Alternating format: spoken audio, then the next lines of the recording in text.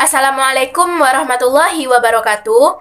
Perkenalkan, nama saya Anita Sylvia dengan NIM 21031005 dari Prodi Pendidikan Biologi, kelompok 3, dasar-dasar ilmu pendidikan. Pokok bahasan kita pada pertemuan hari ini mengenai landasan-landasan pendidikan. Sebelum masuk pada pokok bahasan, saya akan memperkenalkan teman-teman saya terlebih dahulu. Yang pertama, ada Dina Olivia dengan NIM 21031009. Yang kedua, ada Fatanah Fahzi Hasibuan dengan NIM 21031013. Baiklah, langsung saja kita masuk pada pokok bahasan kita. Yang pertama, pengertian landasan pendidikan.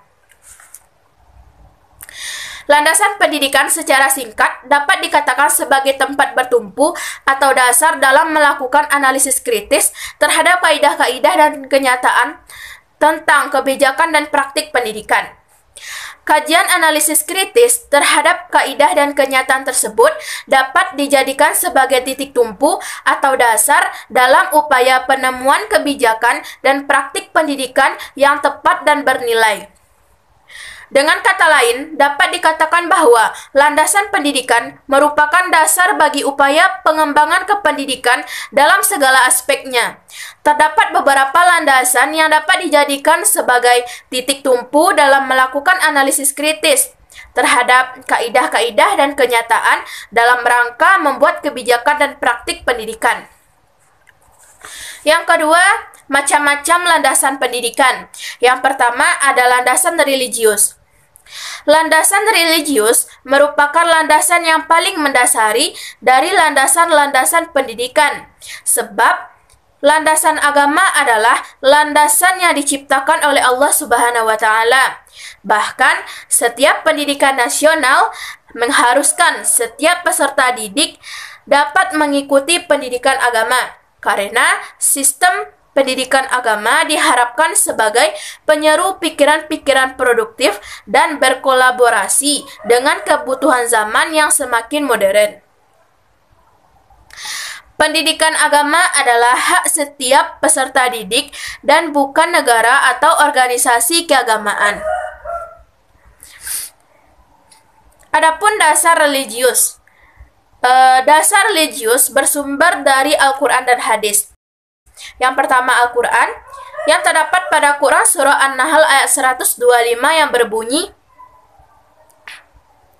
Bismillahirrahmanirrahim. Ud'u ila sabili rabbika bil hikmati wal mau'izatil hasanah wajadilhum billati hiya ahsan inna rabbaka huwa a'lamu biman dhalla an sabilihi wa huwa a'lamu bil muhtadin. Yang artinya, ajaklah kepada agama Tuhanmu dengan hikmah dan pelajaran yang baik, dan dengan nasihat yang baik. Sesungguhnya Tuhanmu dialah yang lebih mengetahui tentang siapa yang tersesat dari jalannya, dan dialah yang lebih mengetahui orang-orang yang mendapat petunjuk. Yang kedua, terdapat pada Quran Surah Ali Imran ayat 104 yang berbunyi, Bismillahirrahmanirrahim. Wal takum minkum ummatun yad'una ilal khairi wa ya'muruna bil ma'ruf wa yanhauna 'anil munkar wa ulaika humul muflihun. Yang artinya, hendaknya ada di antara kamu segolongan umat yang mengajak kepada kebaikan, menyuruh berbuat baik, dan mencegah dari perbuatan mungkar, dan mereka itulah orang-orang yang beruntung. Yang ketiga, terdapat pada Quran Surah Al-Alaq ayat 1-5 yang berbunyi, Bismillahirrahmanirrahim. Iqra' bismi rabbikal ladzi khalaq. Khalaqal insana min 'alaq. Iqra' wa rabbukal akram. Alladzi 'allama bil qalam.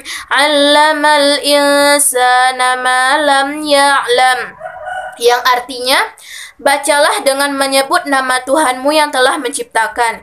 Dia telah menciptakan manusia dari segumpal darah. Bacalah, dan Tuhanmu adalah yang maha pemurah, yang mengajar manusia dengan pena. Dia mengajarkan kepada manusia apa yang tidak diketahuinya. Yang kedua, sumbernya berasal dari hadis, yaitu hadis riwayat Bukhari, yang artinya, sampaikanlah ajaranku kepada orang lain walaupun hanya sedikit. Hadis yang kedua yaitu hadis riwayat Muslim, yang artinya, setiap anak yang dilahirkan itu telah membawa fitrah beragama, perasaan percaya kepada Allah, maka kedua orang tuanya lah yang menjadikan anak ini menjadi Yahudi, Nasrani, atau Majusi, sebagaimana binatang ternak yang melahirkan binatang ternak dengan sempurna. Apakah kalian melihat ada cacat padanya? Selanjutnya, landasan sosiologi. Sosiologi adalah ilmu yang mempelajari bagaimana manusia itu berhubungan satu dengan yang lain dalam kelompoknya dan bagaimana susunan unit-unit masyarakat di suatu wilayah atau kaitannya satu dengan yang lainnya. Jadi, sosiologi itu adalah ilmu yang mempelajari hubungan antar manusia dalam kelompok-kelompok dan struktur sosial. Dapat kita ketahui bahwa sosiologi pendidikan adalah ilmu pengetahuan yang mempelajari tentang hubungan interaksi manusia, baik individu atau kelompok masyarakat, dengan persekolahan atau pendidikan, dan begitu pula sebaliknya. Hubungan antara persekolahan dengan manusia, sehingga terjalin kerjasama yang sinergi dan berkesambungan antara manusia dan pendidikan. Dalam sosiologi pendidikan, mengkaji ada beberapa hal. Yang pertama, hubungan sistem pendidikan dengan aspek masyarakat lain. Yang kedua, hubungan kemanusiaan di sekolah. Yang ketiga, pengaruh sekolah pada perilaku anggotanya. Yang keempat, pola interaksi antar sekolah dan kelompok lain. Adapun ciri-ciri sosiologi, yang pertama bersifat empiris. Artinya, bersumber dan diciptakan dari kenyataan yang terjadi di lapangan. Yang kedua, teoritis. Teoritis berarti peningkatan fase penciptaan yang menjadi salah satu bentuk budaya yang biasa disimpan dalam waktu lama dan dapat diwariskan. Yang ketiga, bersifat kumulatif, yang artinya sebagai akibat dari penciptaan terus-menerus sebagai konsekuensi dan terjadinya perubahan di masyarakat. Yang keempat, bersifat nonetis. Artinya, menceritakan apa adanya tentang individu dan masyarakat, tidak menilai apakah hal itu baik atau buruk. Adapun pendapat tentang sosiologi pendidikan, yaitu menurut Uradji, tahun Uradji 1998.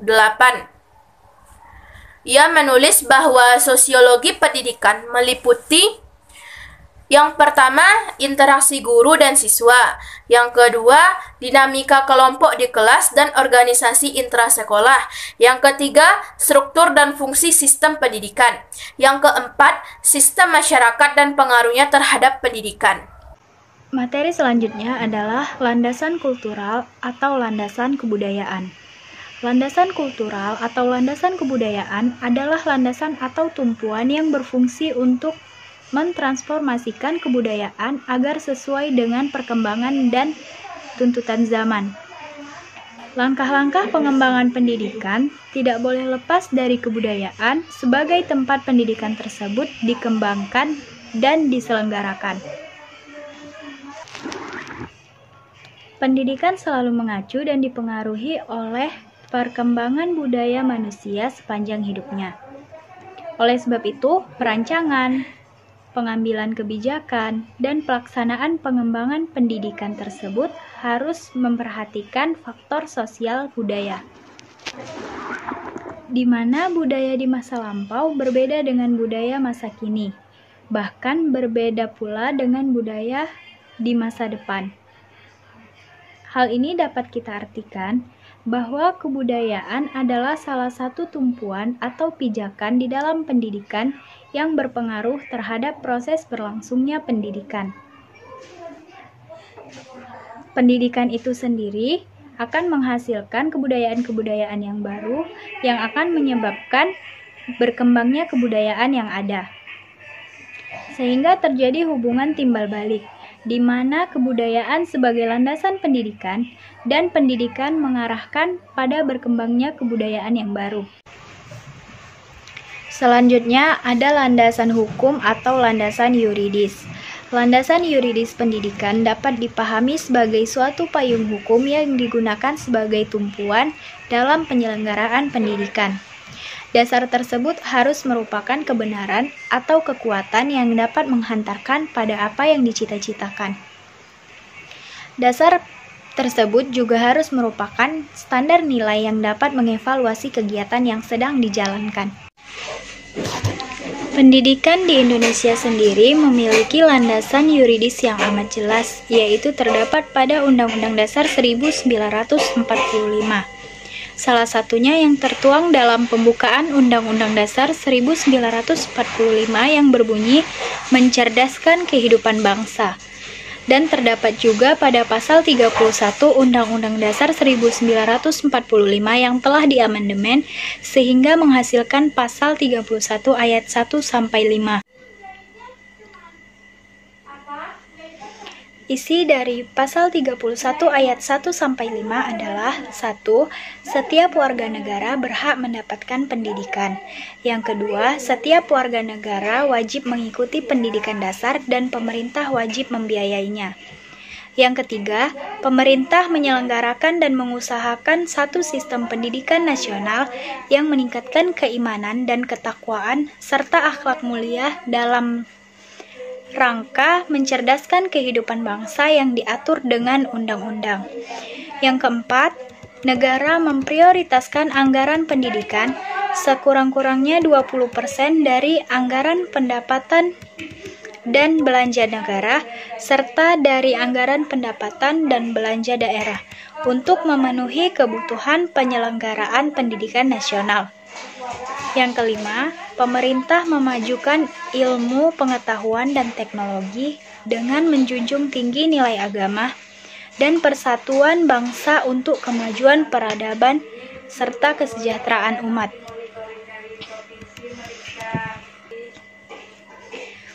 Pasal tersebut kemudian dijabarkan lagi di dalam Undang-Undang Nomor 20 Tahun 2003 tentang Sisdiknas, yang di dalamnya jelas dan tegas mengamanatkan program wajib belajar minimal sampai ke jenjang pendidikan dasar.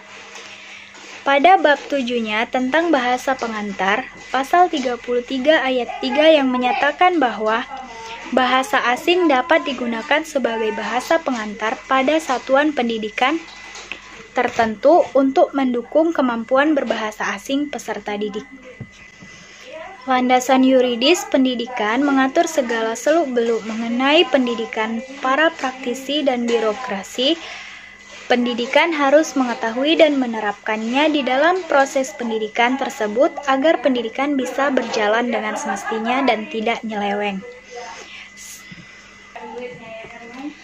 Landasan yuridis pendidikan mengatur segala seluk-beluk mengenai pendidikan para praktisi dan birokrasi pendidikan harus mengetahui dan menerapkannya di dalam proses pendidikan tersebut agar pendidikan bisa berjalan dengan semestinya dan tidak menyeleweng, sehingga tujuan yang dicita-citakan pun dapat tercapai.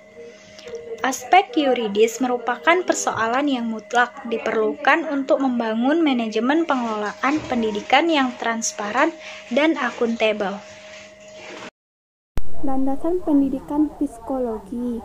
Landasan psikologi adalah suatu landasan dalam proses pendidikan yang membahas berbagai informasi tentang kehidupan manusia pada umumnya, serta gejala-gejala yang berkaitan dengan aspek pribadi manusia. Landasan psikologi pendidikan mengarah kepada pemahaman manusia, khususnya yang berkaitan dengan proses belajar manusia. Dengan demikian, psikologi adalah satu landasan pokok dari pendidikan. Antara psikologi dengan pendidikan merupakan satu kesatuan yang sangat sulit untuk dipisahkan.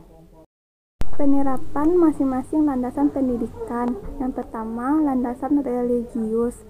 Landasan religi terwujud jelas pada rumusan Undang-Undang Nomor 20 Tahun 2003 tentang Sisdiknas adalah usaha sadar dan terencana untuk mewujudkan suasana dan proses pembelajaran agar peserta secara aktif mengembangkan potensinya, terutama dalam hal keagamaan, pengembangan diri, kepribadian, kecerdasan, akhlak mulia, serta keterampilan yang diperlukan dirinya, masyarakat, bangsa, dan negara yang berdasarkan Pancasila dan Undang-Undang Dasar 1945.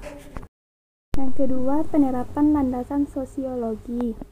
Berbagai upaya pemerintah telah dilakukan untuk menyesuaikan pendidikan dengan perkembangan masyarakat, terutama dalam hal mengembangkan kebinekaan tunggal ikaan baik melalui jalur sekolah maupun di luar sekolah.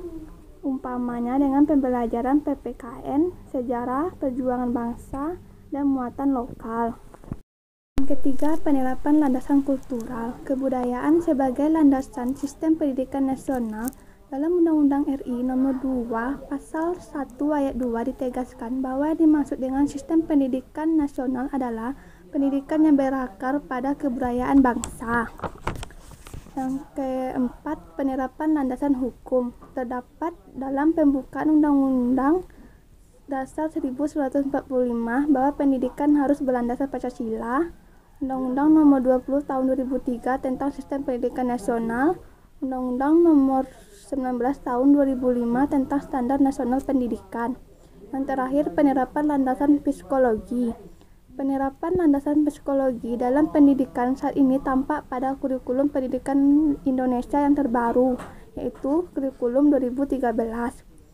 Kurikulum 2013 dinilai banyak memiliki sisi positif dalam pengembangan peserta didik untuk dapat menjadi insan yang kreatif, aktif, produktif, dan berkarakter.